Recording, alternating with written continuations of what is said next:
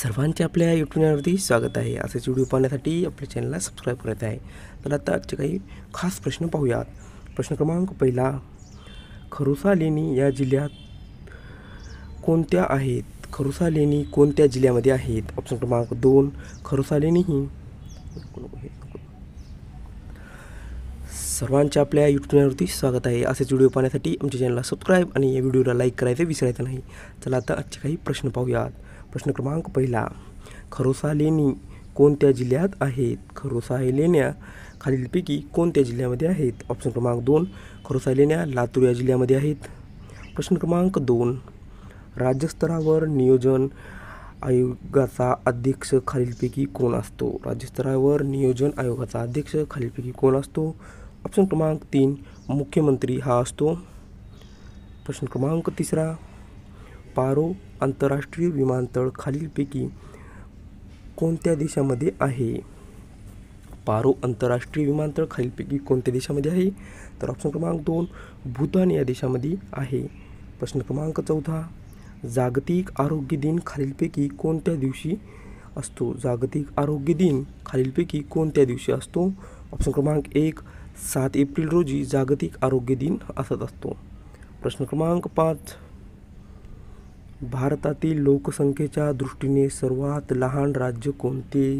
भारतातील लोकसंख्येच्या दृष्टीने सर्वात राज्य लहान कोणते आहे? तर ऑप्शन क्रमांक 1, सिक्कीम हे राज्य भारताच्या लोकसंख्येच्या दृष्टीने सर्वात राज्य लहान आहे. ऑप्शन क्रमांक 1, सिक्कीम. प्रश्न क्रमांक 6, 4 नगरातले माझे विश्व हे आत्मवृत्त कोणाची आहे? 4 नगरातले माझे विश्व. ऑप्शन क्रमांक 2, जयंत नारळीकर यांचे हे आत्मवृत्त आहे. 4 नगरातील माझे विश्व. ऑप्शन क्रमांक 2, जयंत नारळीकर. प्रश्न क्रमांक 7, जागतिक हवामान दिन हा खालीलपैकी कोणत्या दिवशी असतो? जागतिक हवामान दिन खालीलपैकी कोणत्या दिवशी असतो? ऑप्शन क्रमांक 4, 23 मार्च रोजी जागतिक हवामान दिवस असतो. 23 मार्च. प्रश्न क्रमांक 8, उचल्या हे आत्मवृत्त खालीलपैकी कोणाचे आहे? उचल्या हे आत्मवृत्त खालीलपैकी कोणाचे आहे? ऑप्शन क्रमांक 2, लक्ष्मण गायकवाड यांचे उचल्या हे आत्मवृत्त आहे. लक्ष्मण गायकवाड, उचल्या हे आत्मवृत्त. प्रश्न क्रमांक 9, पायली एक्सप्रेस म्हणून कोणाला ओळखले जाते? पायली एक्सप्रेस म्हणून खालीलपैकी कोणाला ओळखले जाते? ऑप्शन क्रमांक 2, पी.टी. उषा यांना पायली एक्सप्रेस म्हणून ओळखले जाते. ऑप्शन क्रमांक 2, पी.टी. उषा यांना पायली एक्सप्रेस असेही म्हणले जाते. प्रश्न क्रमांक 10, चुनखडीचे रासायनिक नाव कोणते आहे? चुनखडीचे रासायनिक नाव खालीलपैकी कोणते आहे? ऑप्शन क्रमांक 1, कॅल्शियम कार्बोनेट हे चुनखडीचे रासायनिक नाव आहे. ऑप्शन क्रमांक 1, कॅल्शियम कार्बोनेट हे चुनखडीचे रासायनिक नाव आहे. प्रश्न क्रमांक 11, भारतामध्ये कोणत्या राज्यात सर्वाधिक वर्तमानपत्र प्रकाशित होतात? भारतामध्ये कोणत्या राज्यात सर्वाधिक वर्तमानपत्रे प्रकाशित होतात? ऑप्शन क्रमांक 3, उत्तर प्रदेशमध्ये सर्वाधिक वर्तमानपत्र प्रकाशित होतात. उत्तर प्रदेश राज्यामध्ये. प्रश्न क्रमांक 12, एका वर्षात लोकसभेचे कमीत कमी किती अधिवेशन झाले पाहिजे? एका वर्षात लोकसभेचे कमीत कमी किती अधिवेशन झाले पाहिजे? ऑप्शन क्रमांक 2, 2 वेळेस कमीत कमी एका वर्षामध्ये अधिवेशन लोकसभेचे झाले पाहिजे. किमान 2 वेळेस. ऑप्शन क्रमांक 13, विजयवाडा शहर कोणत्या नदीच्या किनाऱ्यावर आहे? विजयवाडा शहर खालीलपैकी कोणत्या नदीच्या किनाऱ्यावर आहे? ऑप्शन क्रमांक 2, कृष्णा नदीच्या किनाऱ्यावर विजयवाडा हे शहर आहे. प्रश्न क्रमांक 14, अपारंपरिक ऊर्जा धोरण जाहीर करणारे पहिले राज्य खालीलपैकी कोणते आहे? अपारंपरिक ऊर्जा धोरण जाहीर करणारे खालीलपैकी पहिले राज्य कोणते आहे? तर ऑप्शन क्रमांक 3, महाराष्ट्र हे राज्य अपारंपरिक ऊर्जा धोरण जाहीर करणारे पहिले राज्य आहे. ऑप्शन क्रमांक 3, महाराष्ट्र योग्य आन्सर होईल. प्रश्न क्रमांक 15, जागतिक टपाल दिन कधी साजरा केला जातो? जागतिक टपाल दिवस कधी साजरा केला जातो? ऑप्शन क्रमांक 2, 9 ऑक्टोबर दिवशी जागतिक टपाल दिन साजरा केला जातो. ऑप्शन क्रमांक 2, 9 ऑक्टोबर जागतिक टपाल दिन. प्रश्न क्रमांक 16, स्थानिक स्वराज्य संस्थाचा कायदा कोणी केला? स्थानिक स्वराज्य संस्थाचा कायदा खालीलपैकी कोणी केला? ऑप्शन क्रमांक 1, लॉर्ड रिपन यांनी स्थानिक स्वराज्य संस्थानाचा कायदा केलेला आहे. Lord Ripon. प्रश्न क्रमांक 17, 1919 मध्ये सातारा जिल्ह्यामध्ये रयत शिक्षण संस्थाची स्थापना कोणी केली होती? 1919 मध्ये जिल्ह्यामध्ये सातारा या जिल्ह्यात रयत शिक्षण संस्था याची स्थापना खालीलपैकी कोणी केली होती? तर ऑप्शन क्रमांक 2, कर्मवीर भाऊराव पाटील यांनी सातारा या जिल्ह्यामध्ये रयत शिक्षण ची स्थापना 1919 मध्ये केली होती. कर्मवीर भाऊराव पाटील यांनी 1919 मध्ये सातारा जिल्ह्यामध्ये रयत शिक्षण संस्थेची स्थापना केली होती. कर्मवीर भाऊराव पाटील. ऑप्शन क्रमांक 18, प्रश्न क्रमांक 18, प्रशांत महासागर आणि अटलांटिक महासागराला जोडणारा कालवा कोणता आहे?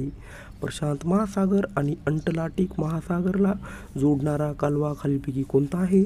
तर ऑप्शन क्रमांक 2, पनामा हा कालवा आहे. पनामा हा कालवा आहे. प्रश्न क्रमांक 19, काँग्रेसने पूर्ण स्वातंत्र्याचा ठराव कधी व कोणत्या अधिवेशनात मध्ये पास केला? काँग्रेसने पूर्ण स्वातंत्र्याचा ठराव कधी व कोणत्या अधिवेशनामध्ये पास केला? तर ऑप्शन क्रमांक 2, 1929. 1929 मध्ये लाहोर या ठिकाणी काँग्रेसने पूर्ण स्वातंत्र्याचा ठराव पास केलेला आहे. लाहोरमध्ये 1929 मध्ये काँग्रेसने पूर्ण स्वातंत्र्याचा ठराव पास केलेला आहे. प्रश्न क्रमांक 20, भारतातील एकमेव हिऱ्याची खाणपन्ना कोणत्या राज्यात आहे? भारतातील एकमेव हिऱ्याची खाणपन्ना कोणत्या राज्यामध्ये आहे? ऑप्शन क्रमांक 1, मध्य प्रदेश या राज्यामध्ये भारतातील एकमेव हिऱ्याची खाणपन्ना आहे. ऑप्शन क्रमांक 1, मध्य प्रदेश. प्रश्न क्रमांक 21, दाल हे भारतामधील महत्त्वाचे सरोवर कोणत्या राज्यामध्ये आहे? दाल हे भारतामधील महत्त्वाचे सरोवर खालीलपैकी कोणत्या राज्यामध्ये आहे? तर ऑप्शन क्रमांक 1, जम्मू काश्मीर या राज्यामध्ये दाल हे भारतातील महत्त्वाचे सरोवर जम्मू काश्मीर या राज्यामध्ये आहे. प्रश्न क्रमांक 22, भारतीय राज्यघटनेच्या कलमानुसार स्वातंत्र्याचा अधिकार देण्यात आलेले आहे. तर भारतीय राज्यघटनेच्या कलमानुसार स्वातंत्र्याचा अधिकार कोणत्या कलमामध्ये देण्यात आलेले आहे? तर ऑप्शन क्रमांक 1, 19 ते कलम 22 या दरम्यान भारतीय राज्यघटनेच्या कलमानुसार स्वातंत्र्याचा अधिकार देण्यात आले आहे. 19 ते कलम 22 या दरम्यान भारतीय राज्यघटनेमध्ये स्वातंत्र्याचा अधिकार दिला आहे. ऑप्शन क्रमांक 1, 19 ते 22. प्रश्न क्रमांक 23, राज्यपाल या पदासाठी आवश्यक किमान वयोमर्यादा किती वर्षाची असते? राज्यपाल या पदासाठी आवश्यक किमान वयोमर्यादा किती वर्षाची असते? तर ऑप्शन क्रमांक 4, एकूण 35 वर्षाची असते. राज्यपाल या पदासाठी किमान वयोमर्यादा एकूण 35 वर्षाची असते. प्रश्न क्रमांक 24, भारतीय लोकशाहीचे अधिक विकेंद्रीकरण या 2 घटना दुरुस्तीमुळे झाली आहे. तर ती 2 घटना दुरुस्ती कोणती आहे? भारतीय लोकशाहीचे अधिक विकेंद्रीकरण कोणत्या 2 घटना दुरुस्तीमुळे झालेले आहे? ऑप्शन क्रमांक 1, 73 आणि 74वी घटना दुरुस्ती या 2 घटना दुरुस्तीमुळे भारतीय लोकशाहीचे अधिक विकेंद्रीकरण झालेले आहे. ऑप्शन क्रमांक 1, 63, 73 आणि 74वी घटना दुरुस्ती. प्रश्न क्रमांक 25, थॉट्स ऑन पाकिस्तान हा ग्रंथ कोणी लिहिला आहे? थॉट्स ऑफ पाकिस्तान हा ग्रंथ कोणी लिहिला आहे? ऑप्शन क्रमांक 1, डॉक्टर बाबासाहेब आंबेडकरांनी हा ग्रंथ लिहिलेला आहे, थॉट्स ऑफ पाकिस्तान. प्रश्न क्रमांक 26, भारतातील कोणत्या राज्यात फणसाचे सर्वाधिक उत्पादन होते? भारतातील कोणत्या राज्यात फणसाचे सर्वाधिक उत्पादन होते?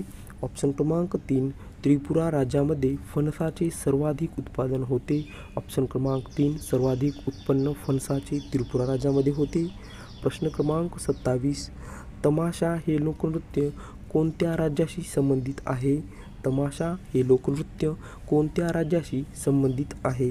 ऑप्शन क्रमांक 1, तमाशा हे लोकनृत्य महाराष्ट्र राज्याशी संबंधित आहे. ऑप्शन क्रमांक 1, तमाशा हे लोकनृत्य महाराष्ट्र राज्य. प्रश्न क्रमांक 28, जांभी मृदा प्रामुख्याने कोणत्या जिल्ह्यामध्ये आढळते? जांभी मृदा प्रामुख्याने कोणत्या जिल्ह्यात आढळते?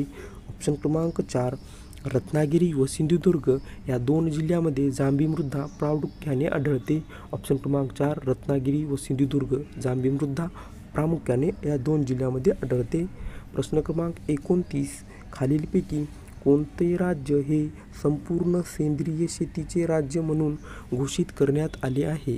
प्रश्न क्रमांक 29, खालीलपैकी कोणते राज्य हे संपूर्ण सेंद्रिय शेतीचे राज्य म्हणून घोषित करण्यात आलेले आहे? ऑप्शन क्रमांक 3, सिक्कीम हे राज्य संपूर्ण सेंद्रिय शेतीचे राज्य म्हणून घोषित करण्यात आले. ऑप्शन क्रमांक 3, सिक्कीम हे राज्य. प्रश्न क्रमांक 30, आनेर धरण खालीलपैकी कोणत्या जिल्ह्यामध्ये आहे? आनेर हे धरण खालीलपैकी कोणत्या जिल्ह्यामध्ये आहे? ऑप्शन क्रमांक 4, धुळे या जिल्ह्यामध्ये आनेर हे धरण आहे. प्रश्न क्रमांक 31, जिना हाऊस ही प्रसिद्ध ऐतिहासिक वास्तू खालीलपैकी कुठे आहे? जिना हाऊस ही प्रसिद्ध ऐतिहासिक वास्तू खालीलपैकी कुठे आहे? तर ऑप्शन क्रमांक 2, मुंबई या ठिकाणी जिना हाऊस ही ऐतिहासिक वास्तू मुंबई या ठिकाणी आहे. ऑप्शन क्रमांक 2 योग्य आन्सर होईल.